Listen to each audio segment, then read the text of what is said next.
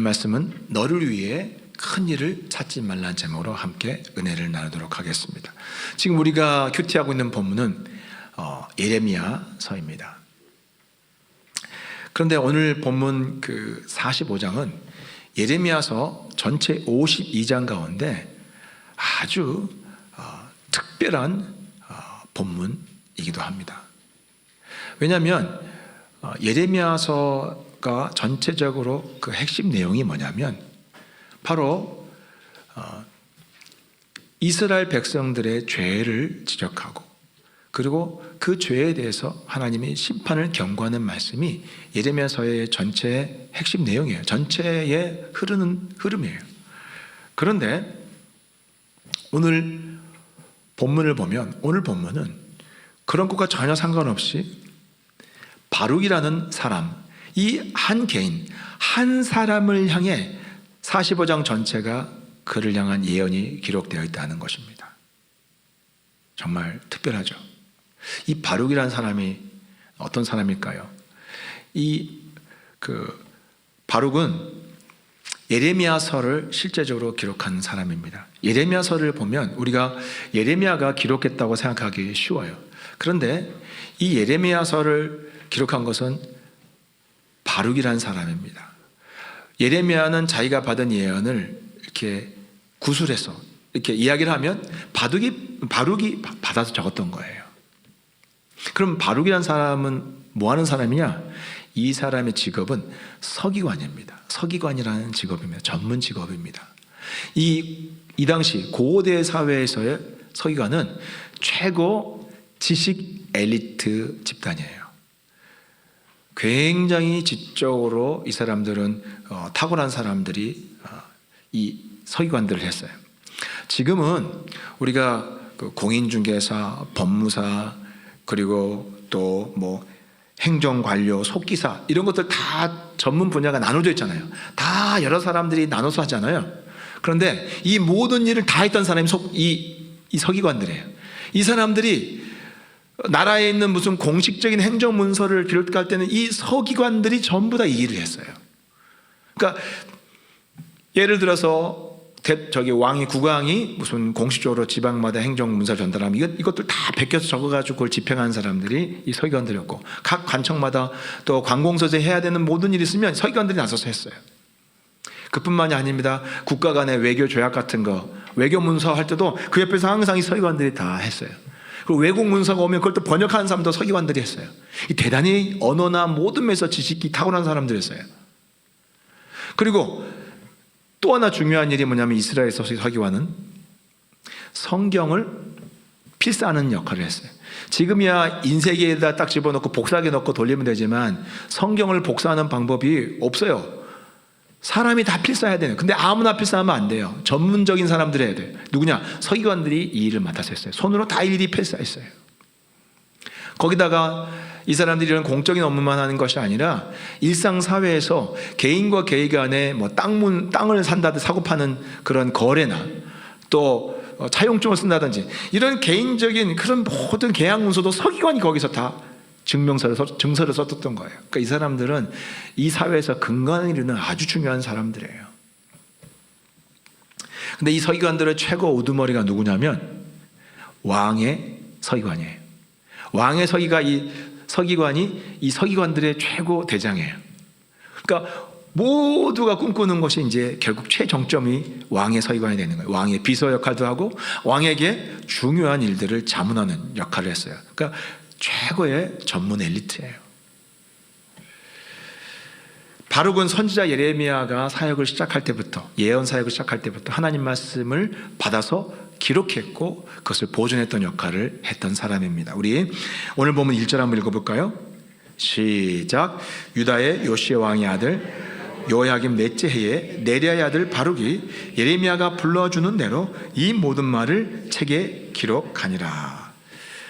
바룩이 하나님 말씀을 기록하는 이 사역을 자기가 하고 싶다고 할 수 있는 게 아니에요. 예레미야가 불러줘야죠. 예레미야가 바룩을 이 하나님 말씀을 기록하는 이 사역에 불렀을 때 얼마나 기뻤을까요? 그렇죠? 영광스럽지 않아요? 하나님의 말씀을 최초로 기록하는 거예요. 사본이 베끼는 사람이 아니라 본인이 원본을 기록하는 거예요. 그리고 예레미야가 바룩을 부를 때 그냥 불렀겠습니까? 당신은 수많은 이 나라의 서기관 중에 하나님이 특별히 성경을 기록하도록, 예언의 말씀을 기록하도록 특별히 택한 사람입니다 라고 했을 거 아닙니까? 그때 얼마나 자부심이 들었겠어요. 정말 기분이 좋죠. 그런데 문제는 예레미야와 함께 이 사역을 이제 오랫동안 하면서 하면 할수록 회의와 실망이 그의 마음에 들어오는 것이었습니다. 갈수록 이 말씀을 받아서 기록하는 이 역할을 그는 힘들어했어요. 많은 사건들이 있었지만 결정적인 사건이 한 가지 터집니다. 그는 언제냐면 여호야김 왕 때의 일이었습니다. 바룩은 평소처럼 예레미야가 전해주는 말씀을 양피지 두루마리에다가 열심히 기록했습니다. 근데 하루는 예레미야가 이렇게 말했습니다. 나 대신 바룩 당신이 가서 이 기록된 예언의 말씀을 성전에서 사람들 앞에서 선포하시오. 그 내용은 뭐겠습니까? 이스라엘의 죄를 고발하고 그들을 향한 하나님의 심판을 말씀하는 내용들이죠. 그 내용을 가서 그대로 사람들 앞에 선포하는 것입니다. 그렇게 이제 바룩이 시킨 대로 가서 성전 앞에서 선포했습니다. 근데 그 선포를 누가 들었냐면 백성들뿐만 아니라 왕의 핵심 관료들, 측근들까지 들었어요. 그래서 이 사람들이 그 내용이 심상치 않음을 듣고 바로 왕에게 가서 보고를 했습니다. 그랬더니 여호야김 왕이 명령을 내립니다. 당장 그 바룩이 읽었던 두루마리를 가지고 오라고 명령합니다. 우리 예레미야서 36장 22절 같이 한번 읽겠습니다. 시작. 그때는 9째 달이라. 왕이 겨울 궁전에 앉았고 그 앞에는 불피우는 화로가 있더라. 여후디가 서너 쪽을 낭독하면 왕이 면도칼로 그것을 연하여 베어 화롯불에 던져서 두루마리를 모두 태웠더라.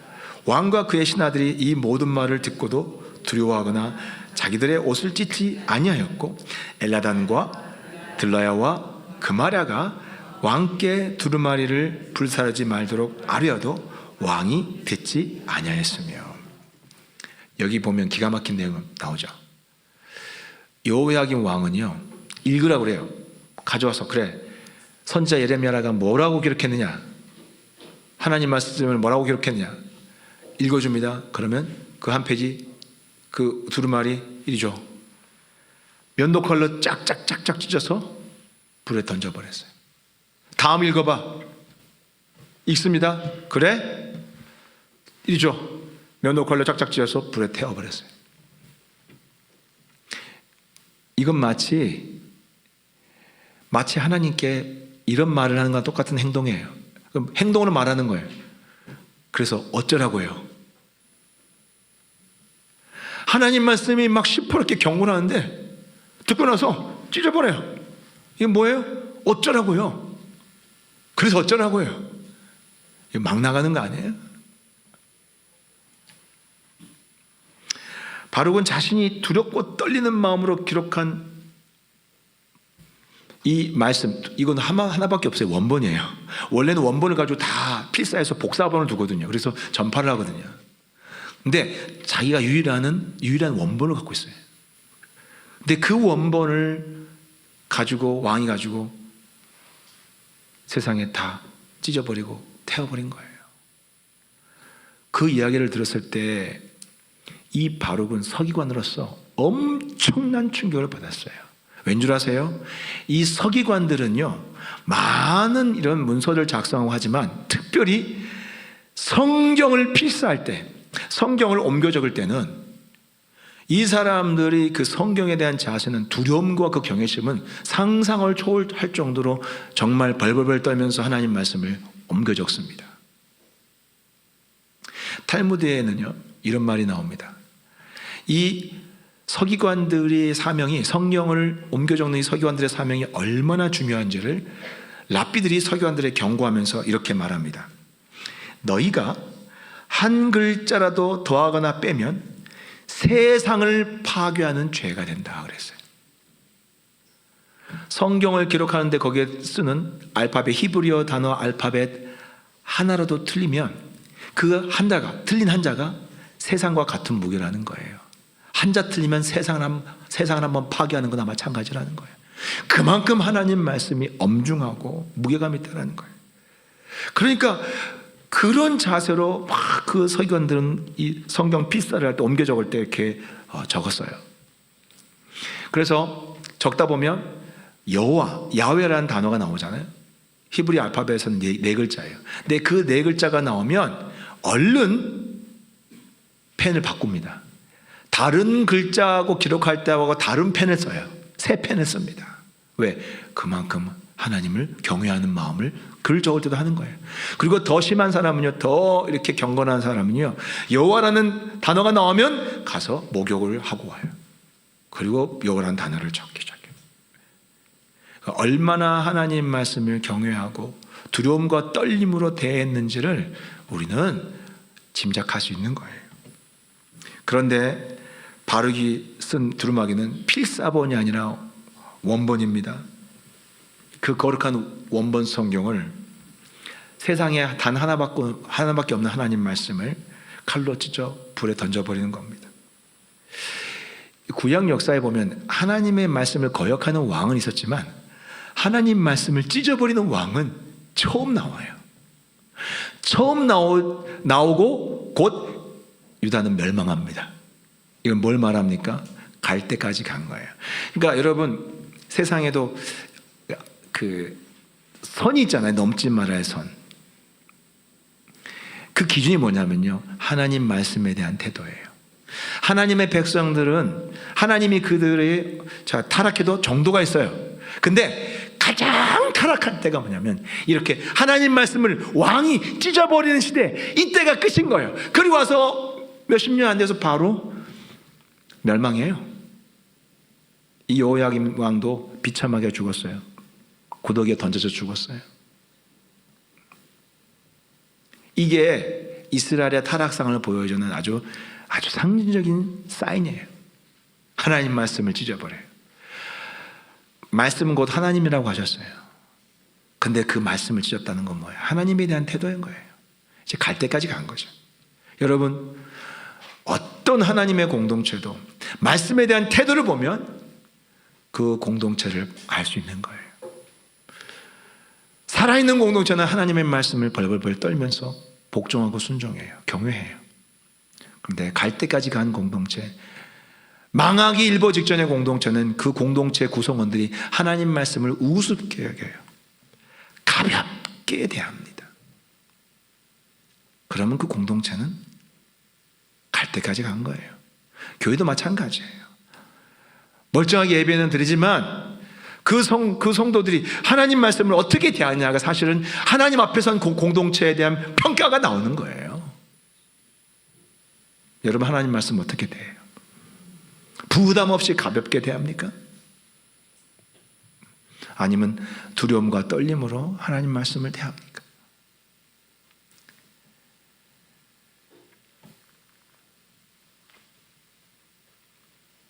다시 바룩의 입장으로 돌아가 보겠습니다.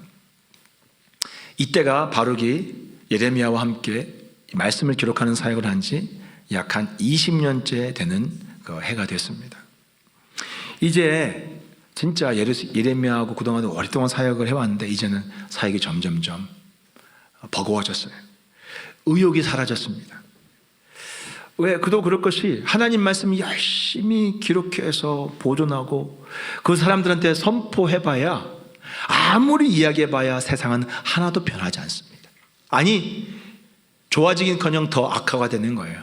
그리고 결국에는 성경 원본도 찢어버리는 상태가 벌어졌잖아요. 이거는 하나님이 모세에게 10계명 돌판 준 거를 이스라엘 백성 잡아다가 패대기 쳐버린 거하고 똑같은 거예요. 밟아서 그냥 부숴버린 거하고 똑같은 거예요. 이거는 하나님의 공동체가 설 수가 없죠. 하나님 말씀이 이제 무용지물인 거예요. 그 기록해봐야 뭐야? 듣지도 않는데 열심히 벌벌벌 떨면서 하나님 말씀 필사하고 막 그 사람 이거 하나님 너희에게 하신 말씀이다 하는데 듣지도 않는데 무슨 소용이 있어요? 이 사역이 무슨 의미가 있어요? 아무런 내 사역의 가치를 못 느끼는 거예요.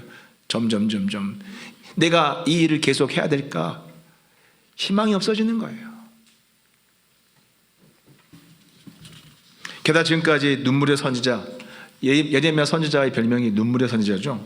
눈물의 선지자 예레미야와 함께하면서 예레미야가 울고 울부짖고 애통하며 고통스러워했잖아요. 왜냐하면 하나님이 예레미야에게 환상을 보여주시고, 그러니까 몇십 년 뒤에 일어날 일을 하나님은 오늘처럼 느끼게 하고 환상을 보게 하고, 그들의 비참한 노인과 젊은이가 칼에 찔려서 피를 흘리면서 길거리에 다 쓰러져 있고, 젊은 여인들이 길바닥에서 남편과 자식이 죽은 걸 보면서 슬퍼하는, 그것이 오늘처럼 내 앞에 벌어지는 것처럼 선지자는 환상과 체험을 통해서 보기 때문에 미치는 거예요. 정말 너무 고통스러운 거예요. 그러니까 그걸 본 선지자는 이스라엘 백성들에게 제발 정신 차리라고 회개하고 돌아오라고 그렇게 목이 터져라 외쳐도 백성들은 눈 깜짝하잖아요. 그러니까 예레미야가 하는 건 뭐냐면 맨날 기도하다가 울고, 또 하나님의 메시지가 하나님의 예언의 메시지가 들어올 때 그것을 또 바룩에게 전할 때 또 전하면서 우는 거예요. 또 그러면 막 듣고 나면 아파하고. 어떤 내용인지 한번 볼게요. 얼마나 고통스러운지 예레미야서 4장 19절 나옵니다. 다 같이 한번 볼까요? 시작. 슬프고 아프다. 내 마음속이 아프고 내 마음이 답답하여 잠잠할 수 없으니 이는 나의 심령이 나팔소리와 전쟁의 경보를 들음이로다. 여기 보면 약간 객관적으로 그냥 그런가 보다 하는 이야기처럼 들려요. 그런데 표준 세번역은 아주 실감나게 기록해 있어요. 다 같이 한번 표준 세번역으로 보겠습니다. 예레미야서 4장 19절 시작.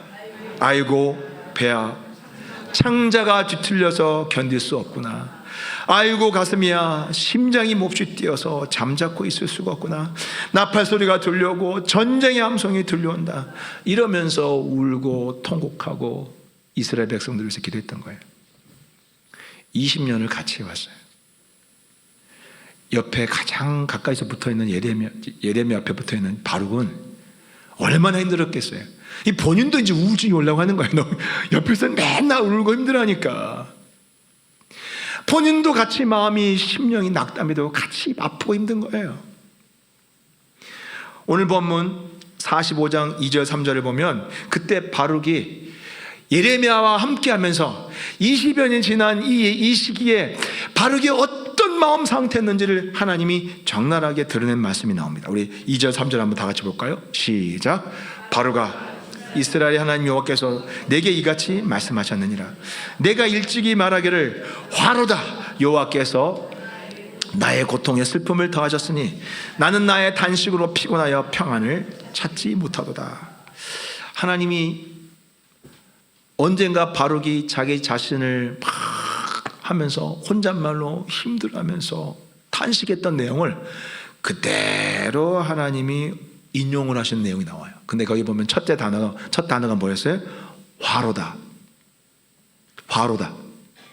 여러분, 화로다가 오늘날로 옮기면, 요즘 세대 말로 옮기면 이겁니다.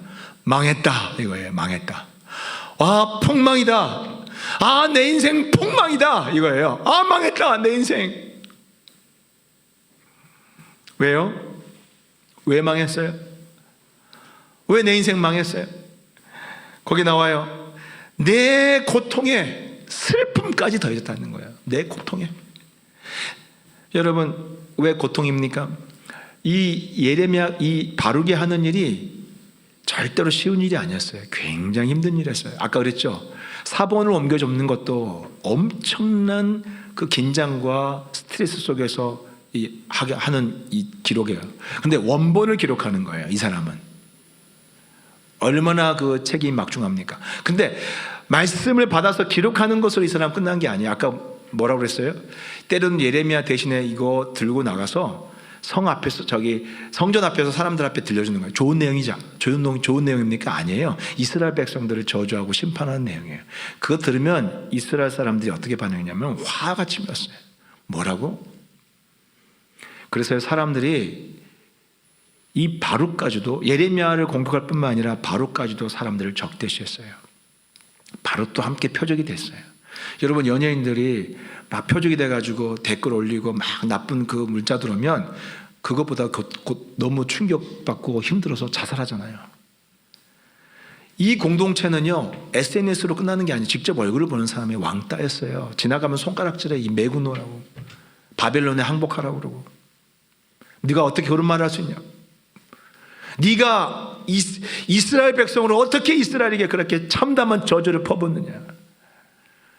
그렇게 바룩을 향해서 사람들이 욕하고 저주했어요. 고통스러워요. 굉장히 힘든 일이었어요. 그런데도 견뎠습니다. 그런데 그 고통에 뭐가 더해졌어요? 슬픔까지 더해진 거예요. 슬픔까지. 왜 슬펐을까요? 그의 모든 노력이, 그 모든 희생이 다 헛수고로 돌아가기 때문이에요. 상황은 더 악화가 되었습니다. 점점 상황은 악화가 되었고, 급기야는 왕이 자기 원본 성전까지 찢어버리는 상황이 됐어요. 미래가 보이지 않습니다. 하나밖에 없는 내 인생, 그렇죠? 이 서기관은 전문직이에요. 오늘날로 말하면 뭐 회계사나 이런 사회에서 존경받는 직업이고 할 만한 게 많아요. 그런데 예레미야하고 20년 붙어 있으면서 처음에는 내가 이 말씀을 전하면 정말 이 말씀을 통해서 많은 변화가 오고 하나님 말씀을 처음 받아 전달하는 그 사명과 보람, 그 미래에 일어날 그 이스라엘 사회의 영향력을 생각할 때 굉장히 자부심과 긍지가 있었어요. 근데 이거는 깡통이에요. 욕먹고 휴지 조각처럼 던지는 그 말씀을 볼 때 미래가 보이겠어요? 앞으로도 계속 해야 되는데 이 일이 좋아요? 앞으로도 이 일을 하는데 이게 신이 나겠어요? 깝깝하죠? 미래가 안 보이죠? 내 인생 커리어, 이 서기관으로서의 커리어는 완전 폭망이에요. 폭망. 망했다. 그냥 요즘 말로 개고생으로 내 인생 끝나는구나 생각되는 거예요. 그러니까 탄식이 나오는 거예요. 탄식했다고 했잖아요. 20년 투자했는데 너무나 억울하고 너무 아까운 거예요. 그 생각이 막 머리를 내 마음과 내 머리를 사로잡으니 슬프지 않겠어요? 그래서 힘든 일과 함께 슬픔까지 나에게 더해졌다고 하는 거예요. 너무 슬프다는 거예요. 벌써 한 해가 끝나는 연말이 다 됐어요. 혹시 한 해를 돌아보면서 바룩과 같이 탄식하는 사람들은 혹시 없습니까? 와, 망했다. 올해 망했다. 야, 올해 내 고생에 슬픔까지 더했구나. 하나님은 나를 돕지 않으시는구나. 내가 정말 올해 열심히 했는데 결과가 너무 허망하다. 아, 섭섭하다. 서운하다. 내가 그렇게 기도했는데, 내가 그렇게 마음을 다했는데. 혹시 이렇게 한탄한 분들 없습니까? 아마 열심히 공부했던 우리 고3 수험생들은 이런 마음들을 가질 것 같아요. 저도 학력고사 이렇게 옛날에 또 재수까지 했기 때문에 두 번을 봐서 항상 겪는 건 뭐냐면 열심히 했지만 항상 모의고사보다 학력고사 성적이 안 나왔어요. 그때 참 허탈하죠. 우리 고3 수험생들 아마 더 자기 평소보다 잘 나온 사람 많지 않을 거예요. 대부분 다 평소보다 못 나왔을 거예요. 섭섭하죠. 고생했는데 슬프죠. 근데 그 슬퍼하는 자녀들을 보는 고3 뒷바라지를 했던 한 해 동안 열심히 뒷바라지를 했던 부모님들의 마음은요, 그 섭섭해하고 슬퍼하는 자식을 보면서 똑같이 슬픔과 섭섭함을 가지는 것 같아요. 저도 우리 집 만나면 참 마음 아파요. 슬퍼하는 자식은 자식보다 더 부모가 더 슬퍼하는 것 같아요. 또 올 초부터 열심히 새롭게 사업을 시작하고 새로운 일을 시작했는데 나름 최선을 다하고 기도하면서 했는데 실적이 보니까 연말에 보니까 진짜 너무나 처참한 거예요. 이게 유지할 수 있을까? 살아갈 수 있을까? 내년은 버틸 수 있을까? 그런 두려움이 들어올 때 하나님은 왜 안 도와주셨을까? 이런 섭섭한 마음이 드는 거예요. 사실 저도 말씀 묵상하면서 그런 마음이 제 안에 좀 있다는 것을 발견하게 됐습니다. 올해도 나름 열심히 사역을 했지만 그렇게 크게 새로 전도가 되는 사람들이 늘지 않았어요. 그리고 하반기에 새가족반도 못했던 달이 여러 달이었어요. 거기다가 또 젊은이 사역에 대한 제가 마음이 많은데 만명학사도 좀 전도가 되길 바라는데 특별한 열매가 없고, 이런저런 한 해의 사역 평가를 돌아보니까 물론 감사한 게 많았는데 이제 목회자는 항상 한 해를 돌아보면서 평가를 내리고 내년을 준비해야 되니까 제 마음에도 서운한 마음이 조금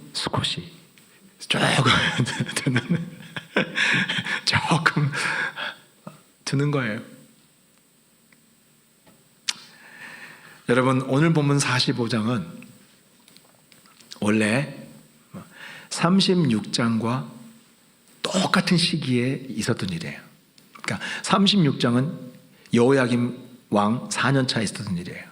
오늘 본문도 여호야김 왕 4년 차에 있는 일이에요. 36장부터 44장까지 44장은 이스라엘이 완전히 멸망하고 포로들도 그 남은 사람들도 애굽으로 도망가는 이야기로 끝나가요. 그러니까 20년이 지난 거예요. 근데 다시 20년 전 여호야김 4년 때로 들어가는 거예요. 그러면서 이 바룩이라는 사람, 그때 20년 전에 있었던 하나님이 바룩에게 주신 말씀을 별도로 따로 다 끝난 다음에 뒤에 첨가하고 있어요. 이거는 의도적인 편집이에요. 여기에는 메시지가 담겨 있는 거예요. 어떤 메시지가 담겨 있을까요? 하나님은 격동의 그 역사, 이스라엘 천년의 역사 중에 가장 격동의 역사잖아요. 이 시기가 나라가 멸망하고 이스라엘이 포로 끌려가는 이 격동의 역사예요. 이 격동의 역사 속에서도 하나님은 한 개인을 지켜보시고 그에 관심을 가지시고 그를 돌아보셨다는 거예요. 그를 향해 특별한 말씀을 주셨다는 거예요. 근데 이것은 바룩만을 위한 것이 아니에요. 바로 그렇게 이 시대를, 격동의 시대를 살아가는 성도 한 사람 한 사람을 하나님이 바룩을 지켜보는 것처럼 우리에게도 우리를 똑같이 그렇게 바라보시고 관심을 가지시고 지켜보신다는 거예요. 바룩은요, 선지자가 아니에요. 선지자의 보조예요. 시다예요, 시다. 근데 하나님은요, 선지자만 중요하게 생각하신 것이 아니라 그 옆에서 선지자를 돕고 사역하는 이 바룩의 그 마음, 그의 좌절과 그의 탄식까지도 하나님은 하나도 잊지 않고 놓치지 않고 지켜보고 계셨던 거예요. 그리고 그것을 역사의 모든 격동의 시기 끝나고 예언이 다 끝난 마지막에 탁 등장한 건 뭐냐면 사람들에게 주목시킨 거예요. 왜 주목시킨 거예요? 이거는 바룩 한 사람만을 향한 하나님의 마음이 아니라 이 시대 바룩처럼 하나님을 섬기고 하나님을 따라가는 하나님의 자녀들이 좌절하고 낙심하고 탄식할 때에 그들을 향해서 하나님이 어떤 마음을 갖고 계시는지를 말씀하시는 거예요. 통일하게 하나님이 탄식하는 하나님의 자녀들, 그들의 마음에 고통과 슬픔을 헤아리고 계신다라는 것을 하나님이 보여주신 거예요.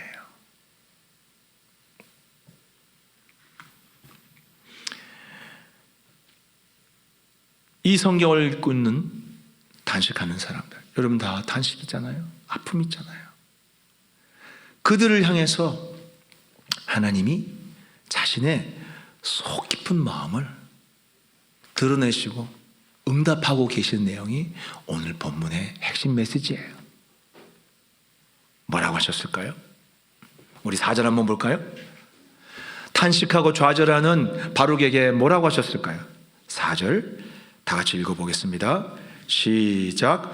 너는 그에게 이르라. 여호와께서 이와 같이 말씀하시기를 보라, 나는 내가 세운 것을 헐기도 하며 내가 심은 것을 뽑기도 하나니 온 땅에 그리 하겠거늘. 쉽게 말하면 이겁니다. 제가 쉽게 하나님의 마음으로 입장에서 번역을 해드릴게요. 바루가, 너는 네가 투자한 시간과 네 인생이 아까워서 힘드냐? 네가 엄청나게 심혈을 다해서 기록한 성경 두루마기가 불타 없어져서 허망하냐? 나를 봐라. 내가 직접 세우고 1000년 동안 지켜온 이 나라를 헐고 있다. 내가 직접 심어서 1000년을 키워온 내 백성들을 내가 뽑아내고 있다. 온 땅에서 지금 나는 그 일을 하고 있다. 그런데 과연 그것이 네 눈에 헛수고처럼 보이느냐? 내가 지금 헛수고하는 것처럼 보이느냐?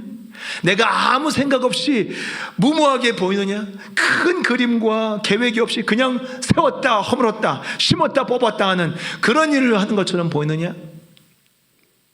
네가 보기에 내가 이스라엘 예루살렘을 파괴하고 이스라엘 백성들을 끌려가는데 내가 아무런 감정이 없는 줄 아냐?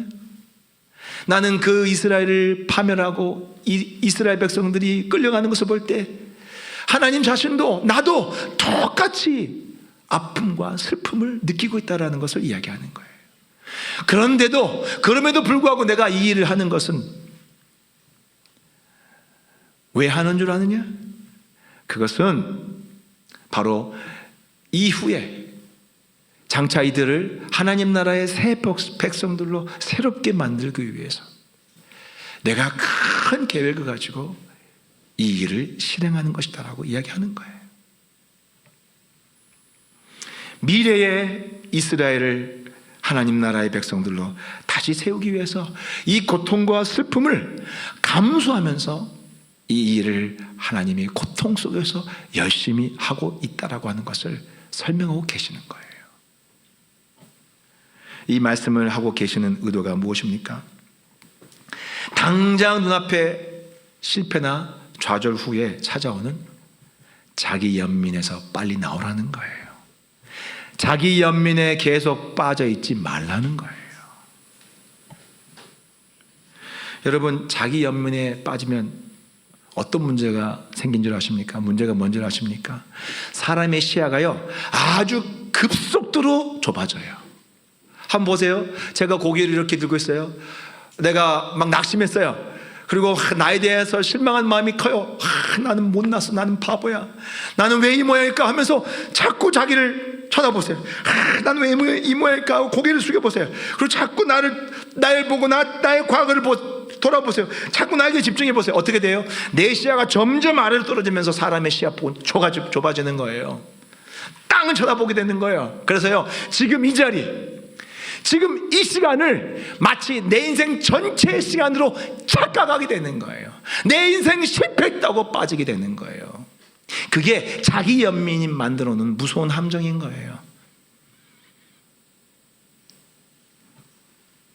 어떻게 대학교 이름 하나가 내 인생을 결정짓는다고 생각하십니까? 하나님이 자기 자녀를 대학 입시 내가 원하는 대학교에 들어가지 못했다고 그 인생을 실패한 대로 내버려 두시겠어요? 하나님이 그렇게 작은 분이에요? 요셉은 학력이 없는 사람이에요. 근데 이집트에도 서기관이 있었고 최고의 학자들이 많이 있었어요. 그런데 그들 다 제치고 하나님이 요셉을 총리로 만드셨어요. 에이브라함 링컨, 미국의 유명한 대통령, 이 에이브라함 링컨은요, 그의 평생의 공식 학교 다니는 학력이 1년도 안 돼요. 그는 성경을 읽으면서 혼자 독학을 해서 모든 공부를 다 해냈어요. 모든 시험을 그렇게 혼자서 공부해서 독학으로 다녔어요. 그리고 그가 워싱턴에 정계에 진출했을 때 워싱턴 정가는요, 엘리트 집안 자제들의 무대였어요. 이런 무학의 시골뜨기가 가서 정치에 입문할 수 없는 곳이었어요. 그런데 하나님은 그를 대통령으로 만드셨어요. 그리고 미국의 노예 해방이라는 하나님의 크신 뜻을 이루게 하셨어요. 누가 그렇게 하셨어요? 하나님이 그렇게 하셨어요. 여러분, 요셉이 그 감옥의 형들에 의해서 팔리고 감옥에 갇혔을 때, 그가 좌절했을 때, 또 그 상황이 너무나 절망스러울 때, 그가 만약에 자기 연민에 빠져서 술에 취하고 술만 먹고 인생에 한탄이나 하고 있었다면 어떻게 됐겠습니까? 여러분, 링컨이 자기 출신을 생각하면서 내 현실을 보면서 아무것도 없고 자기를 사회에서 받아들이지 않는 현실을 볼 때 좌절하면서 자기 연민에 빠졌다면 어떻게 됐겠어요? 술만 먹고 그냥 그렇게 살지 않았겠어요? 그런데 요셉도 그렇고 링컨도 그렇고 그들은 자기 연민에 빠지지 않았어요. 왜요? 지금 오늘 이 시간, 이 순간이 내 인생 전부로 착각하는 일이 없었어요. 왜요? 고개를 들어서 하나님을 보았기 때문이에요. 하나님의 인생이 하나님의 큰 그림을 바라봤기 때문이에요. 여러분, 한번 생각해 보세요. 하나님은 나를 이 세상에 보내신 분이에요. 하나님이 나를 이 세상에 보낼 때에 하나님은 이미 큰 그림을 가지고 내 인생을 계획하고 이 땅에 보내신 분이에요. 우리는 그것을 믿으셔야 됩니다. 하나님은 다 계획이 있다는 사실을 믿으시길 바랍니다. 여러분, 지금 당장에 눈앞에 있는 실패나 좌절을 가지고 내 인생 전체가 폭망했다고 생각하는 그런 착각에서 하루속히 나오기 바랍니다.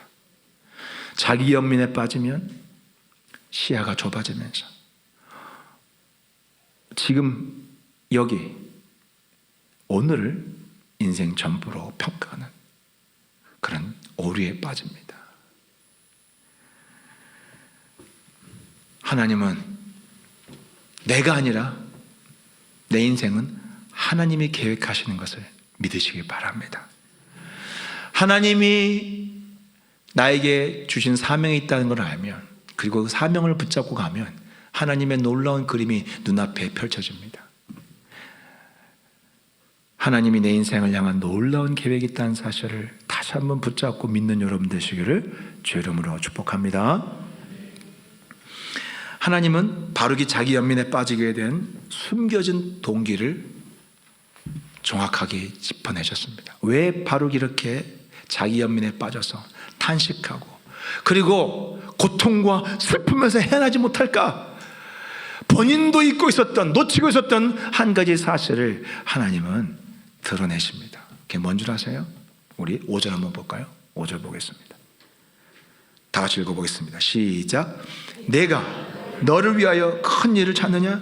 그것을 찾지 말라. 보라, 내가 모든 육체에 재난을 내리리라. 여기서 큰 일은 큰 성공이나 큰 업적을 말합니다. 하나님은 바룩이 큰 성공과 업적을 찾고 있다는 것을 지적하고 계십니다. 그래서 오해하시면 안 됩니다. 하나님은 그러면 우리가 큰 성공이나 업적을 쫓아가 사는 것을 싫어하시는 건가, 막으시는 건가? 아니에요. 그 말이 아니에요. 하나님도 우리가 큰 일을 하고 큰 업적을 남기기를 기뻐하시죠. 그리고 다 그 하나님 도와주시는 거예요. 그럼 하나님 여기서 그게 지적하신 게 뭐예요? 큰 일을 지적하신 게 아니에요. 그 앞에가 문제인 거예요. 그 앞에 있는 단어가 뭐예요? 너를 위하여, 자기 자신을 위하여, 자기 자신을 위하여 큰 계획을, 큰 일을, 큰 성공을 기획하는 것을 하나님은 기뻐하지 않습니다. 나 자신을 위한 성공, 나 자신을 위한 큰 계획을 세상에서 뭐라고 부릅니까? 바로 야망이라고 부릅니다. 야망. 하나님은 야망을 기뻐하지 않으세요. 그리고 그 야망은 도와주지 않으세요. 여러분, 바룩과 예레미야는 두 사람을 한번 딱 보면 그 조합이 여러분 어울려 보이세요? 바룩과 예레미야의 조합은 굉장히 안 어울린 조합이에요. 왜 그런 줄 아세요? 예레미야의 출신과 그 집안 배경과 바룩의 집안 배경은요, 하늘과 땅 차이예요. 예레미야는 아나돗이라는 그 시골의 제사장 가문 출신이에요. 근데 여러분, 아나돗이 어떤 사람들이냐면 솔로몬 왕 때 아비아달 계열의 그 제사장들이 다 쫓겨났어요. 반역을 지원했죠. 그러다가 쫓겨났어요. 몰락한 제사장들이 모여 살았던 것이 아나돗이에요.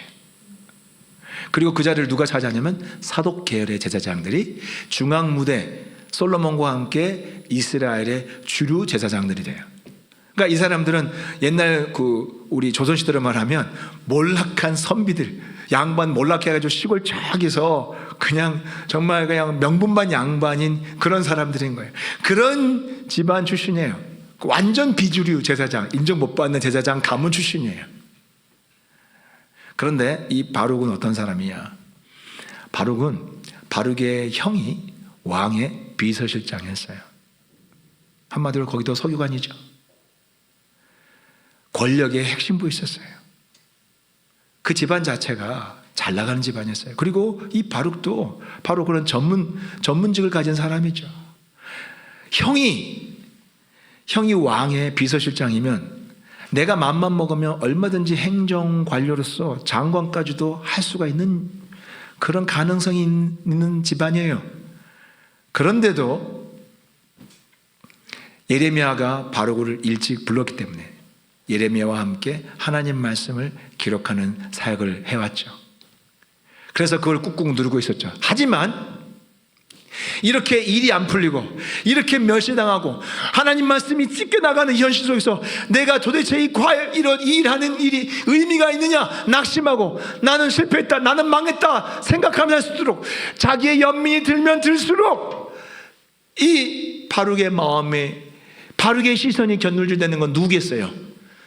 왕의 비서실장인 형 아니겠어요? 형을 생각할 때 내 인치가 얼마나 초라해요. 나도 형처럼 저렇게 유명한 사람이 되고 싶고 나도 힘 있는 자리에 가고 싶고 사람들한테 존경받는 자리에 있고 싶다는 그 야망이 마음속 근처에서 계속해서 일어나지 않겠어요? 그러니까 더더욱이나 현실이 비참하게 느껴지는 거예요. 자기 연민에 빠지는 거예요. 그러니까 더 고통스럽고 더 슬퍼지는 거예요. 이 악순환이죠. 하나님 그것을 딱 짚고 계시는 거예요.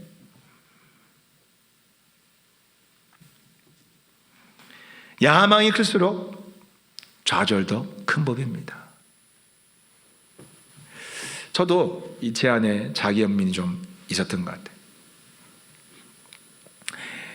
처음에 개척하기 전에 부교육자일 때 저는 사실 교회 안에서도 참 여러 가지 목사님들이 그랬어요.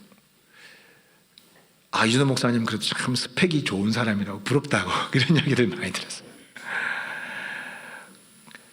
제가 또 교회 안에서도 사람들 앞에 서는 자리에 많이 섰어요.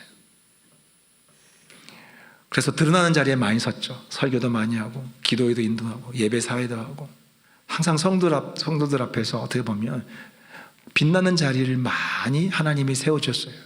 그러니까 자부심도 막 은근히 있었죠. 거기다가 또 하나님은 저에게 여러 가지 다양한 은사들도 많이 줬어요. 그러니까 참 제 안에 나름대로 자부심이 굉장히 컸고 이 정도면 개척하면 금방 확 부흥하겠다. 금방 몇백 명 되겠다. 막 이런 나름대로의 야망이 있었던 것 같아요. 그러나 현실은 그렇지 않았어요. 하나님은 그렇게 허락하지 않으셨어요. 나의 스케줄과 완전히 내가 생각한 계획과 내가 세운 스케줄을 완전히 하나님 무시하셨어요. 하나님은 자기 스케줄대로 모든 교회의 사역을 이끌어 가셨어요. 여러분, 야망과 하나님의 비전을 잘 구분해야 됩니다. 야망은 누가 중심이에요? 그렇죠, 나예요. 하나님 비전은 누구가 중심이겠어요? 하나님이죠. 야망은 특징이 뭐냐면 나의 타이밍을 너무, 나의 스케줄 여기에 조급해 합니다. 야망에 빠지면 내 스케줄에 쫓기는 거예요. 막 내가 세워온 계획 이것들 안 되면 짜증나고 화나고 막 다른 사람들 괴롭혀요. 들들들 볶아요. 이 야망에 빠진 사람들이에요. 그런데 하나님의 비전을 따라가는 사람들은 누구의 때를 쫓아다닙니까? 하나님의 때를 철저히 바라보고 그 때를 받아들입니다. 예수님이 이 땅에 오셔서 이 세상에 어떤 인간도 하지 못한 위대한 일, 큰 일을 하셨어요. 그 하나님의 큰 일을 하셨던 예수님은 자기의 때를 따르지 않았어요. 항상 예수님은 아버지의 때가 아직 이르지 않았느니라 그랬어요. 사람들이 멸시하고 당신은 증명해봐, 증명하지 않으셨어요. 아버지의 때가 되면 아버지의 때가 내가 하는 모든 일의 기준이 되었어요. 사람들의 평가는 중요하지 않았어요. 왜 당신은 그거밖에 안 돼? 당신 나이 몇 살인데 아직 집 하나 없고 아직 당신 재산이 그것밖에 안 돼? 사람들의 평가에 예년하지 않았어요. 항상 예수님은 하나님의 때를 늘 마음에 쫓아서 살았어요. 이게 하나님의 비전을 따라 사는 사람들의 특징이에요. 하나님의 때를 쫓아가는 여러분 되시기 바랍니다.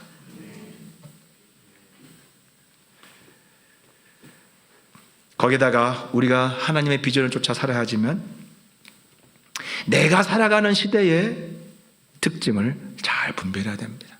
내가 지금 어떤 시대를 살아가는가를 시대를 분별해야 돼. 예수님도 항상 시대를 분별하라고 하셨어요. 하늘의 천기, 무화과의 때, 세상이 변하는 자연의 만물을 보면서 천기를 분별하라고 그랬어요. 하나님의 시대를 분별하라고 그랬어요. 오늘 5절에 보면 아까 보라, 우리 중간에 5절 첫 부분에 보시겠습니다. 다시 보겠습니다. 보라, 내가 모든 육체에 재난을 내리리라. 그러니까 너를 위하여 큰 일을 찾지 말라고 하시면서 뭐라고 그랬어요? 보라, 내가 모든 육체에 재난을 내리리라. 지금 어떻게 하시겠다는 거야? 하나님이 장차 조금 있으면 예루살렘이 파멸되고 나라가 망할 거라는 거예요. 너가 너 자신을 위해서 큰 일을 찾을 필요가 없는 게 뭐냐면 곧 나라가 망할 거라는 거예요. 나라가 망하면 다 필요 없어요.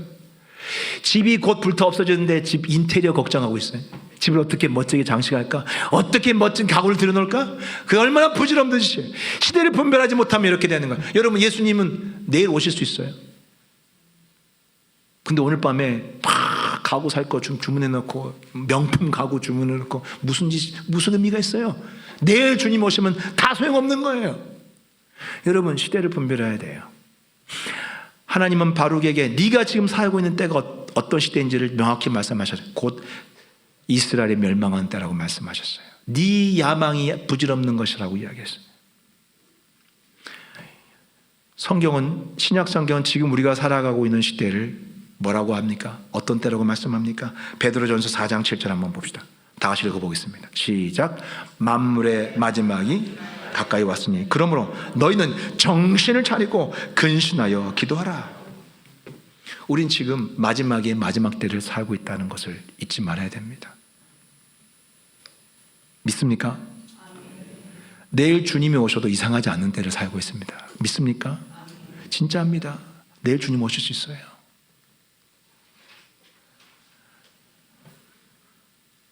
이런 시대에 나를 위한 성공을 쫓는 일은 참으로 어리석은 거예요. 그럼 어떻게 살아야 됩니까? 어떻게 살아야 됩니까? 하나님을 위해서, 하나님이 내게 주신 사명을 중심으로, 그리고 예수님이 이 시대에 우리가 해야 될 최우선 일을 내 마음속에 항상 최우선 순위로 두면서 살아야 돼요. 그게 뭡니까? 지금은 하나님의 구속 역사의 마지막 때, 마지막 추수를 준비하는 때예요. 한 명이라도 더 구원해서 지옥 가는 일이 없도록 하나님은 그 일에 최선을 다하고 살고 계세요. 우리는 직장 다니면 그렇다고 해서 아무것도 하지 말라는 거예요. 사이비 이단이 하는 것처럼 매일 교회 모여가지고 막 박수치고 찬양하고 막 그냥 주님의 재림만을 기다리는 그런 식으로 살라는 게 아니에요. 우리가 세상에서 책임 있게 살아야죠. 열심히 살아야죠. 큰 일을 기획하고 준비하고 하나님이 기뻐하시는 일들을 우리가 하나님과 함께 계획하고 준비해 나가야죠. 그러나 그럴지라도 여러분 곧 주님이 오실 수 있다는 사실을 대비하고 살아야 돼요. 그래야 여러분 야망에 빠지지 않습니다. 돈을 아무리 모아도 그거 한 푼도 못 쓰고 죽을 수 있다는 것을 아셔야 돼요. 그 한 푼도 못 쓰고 주님 오실 수 있다는 거 아셔야 돼요. 여러분 집안에 쌓은 맛있는 냉장고에 꽉꽉 쌓아둔 수많은 산의 진미 그거 못 먹고 주님 맞이할 수 있다는 사실을 항상 생각하며 살아야 돼요. 그러면 여러분 욕심이 여러분 마음에서 줄어들어요. 포기하는 마음을 열심히 살지만 한편으로는 언제든지 내려놓고 포기할 수 있는 마음을 한쪽 구석에 갖고 살 수 있어요. 그게 마지막 때를 살아가는 성도들의 자세가 돼야 되는 거예요.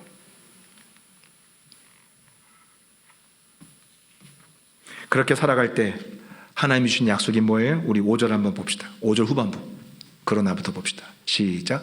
그러나 내가 가는 모든 곳에서는 내가 너에게 내 생명을 노량물 주듯 하리라. 여호와의 말씀이에요. 조금 있으면 전쟁이 나고 이스라엘이 완전히 처참하게 파멸을 당합니다. 그런데 하나님이 바로에게 어떤 약속을 주셨어요.